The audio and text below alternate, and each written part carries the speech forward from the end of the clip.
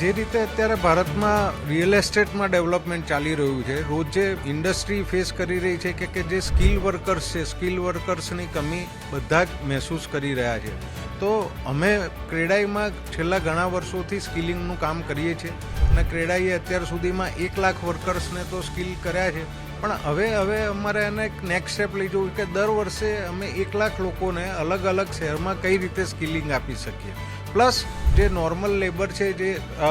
પોતાના ગામથી આવે છે અને એક મજૂરીનું કામ કરે છે, એને જો અમે વધારે સારું સ્કિલિંગ આપીએ તો આજે એને જે નોર્મલ પે મળે છે એનાથી થોડો વધારે પે મળે, એને એક સર્ટિફિકેશન મળે, એની પાસે એ સર્ટિફિકેટ હોય સ્કિલિંગનું, તો એ સર્ટિફિકેટ લઈને બીજા કોઈ પણ પ્રોજેક્ટ ઉપર કામ કરશે તો એને એક કેટેગરીનો સેલરી મળશે ને એની લાઈફ પણ સુધરશે.